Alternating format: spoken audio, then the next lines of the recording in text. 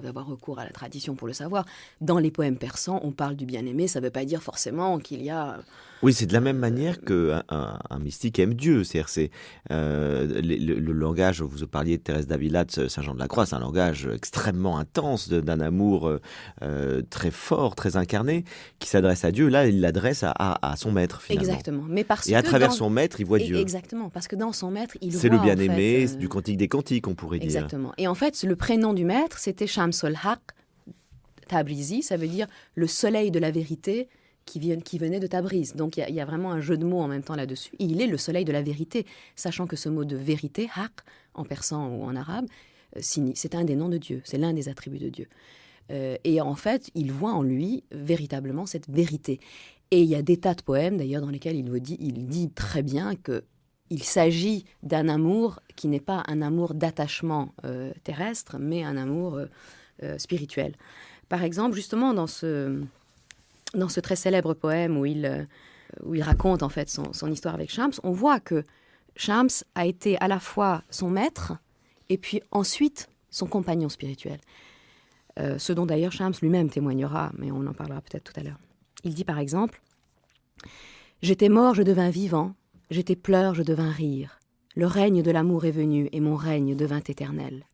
J'ai le regard rassasié et j'ai l'âme courageuse, j'ai le courage des lions, je devins Vénus éclatante. Il m'a dit, tu n'es pas fou, tu n'es pas digne de cette maison. Je partis, je devins fou, je devins lieur de chêne. Il me dit, tu n'es pas ivre, va, tu ne fais pas partie de ma bande. Je partis, je devins ivre, et d'allégresse rempli. Il me dit, tu n'es pas mort, tu n'es pas rempli d'allégresse. Devant sa face de résurrection, je devins mort, renversé. Il me dit, tu es un petit malin, ivre d'illusions et de doutes, je devins bête et bêtée, de tout je me suis détachée.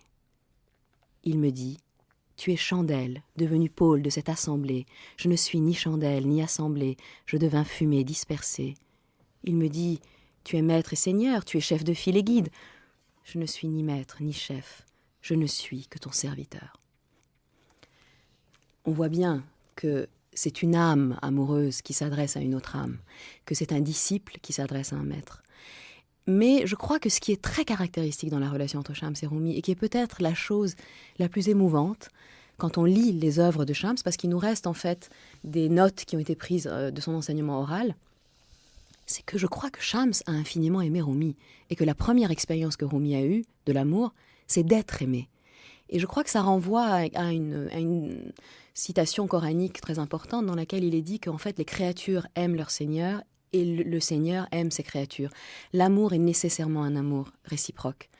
Et il y a par exemple, Shams parle en des termes de Rumi qui sont incroyables. Il lui arrive de dire je voudrais jamais te faire de mal, je n'oserais même pas caresser la poussière sur tes pieds avec mes cils de peur de te blesser. Enfin, c'est vraiment une façon extrême de dire à quel point on aime quelqu'un. Mais ce même Shams, donc, dit par exemple cela de Rumi, qui portait le titre de Maulana, qui veut dire notre maître. En vérité, voir ton visage est une béatitude. Certains désirent voir l'envoyé de Dieu, qu'il voit Maulana, tout simplement. Heureux qui a trouvé Maulana? Qui suis-je? Moi, je l'ai trouvé, bien heureux. Je suis en vérité incapable de le connaître. Chaque jour, je fais de nouvelles découvertes sur ses états et ses actions. Apprenez à mieux le connaître, afin de ne pas rester sans rien plus tard.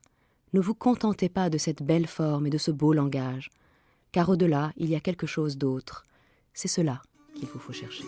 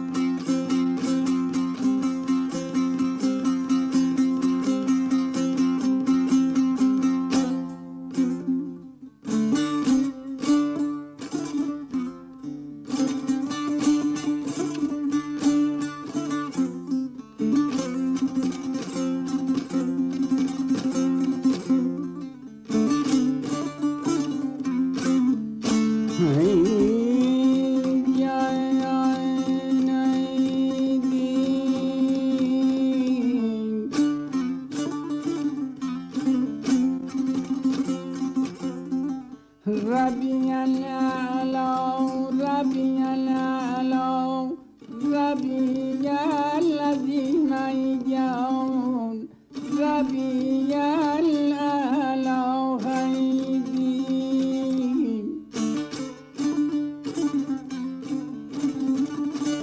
Vous êtes sur France Culture dans l'émission Les Racines du Ciel, en compagnie ce soir, une fois n'est pas coutume, de Lélie Anvar, qui nous parle de Rumi. Alors Lélie, quelle est cette musique que vous avez choisie ?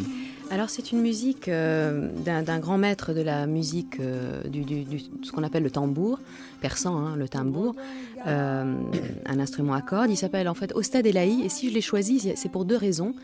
La première, c'est que je suis en train de traduire son enseignement oral qui est vraiment dans la droite ligne de tout ce qu'on vient de dire, de cet enseignement que les maîtres donnaient à chaque fois à des élèves. Donc c'est un enseignement spirituel, mais c'est aussi un grand maître de musique. Et il a beaucoup enseigné aussi à travers la musique.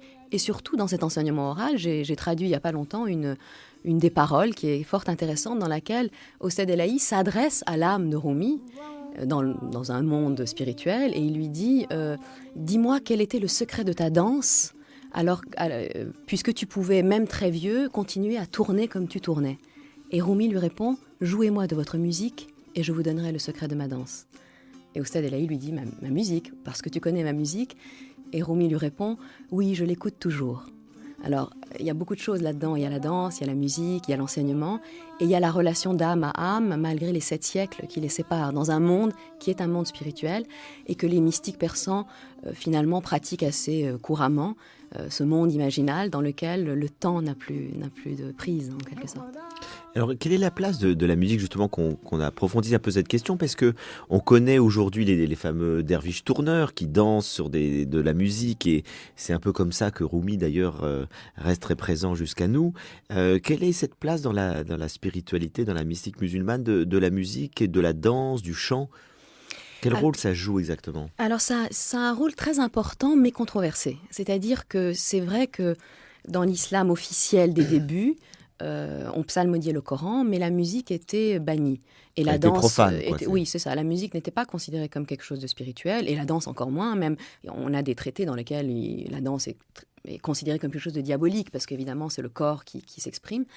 Mais très très vite, en fait, des confréries mystiques, ou des individus ou des confréries mystiques ont utilisé la musique dans un but spirituel.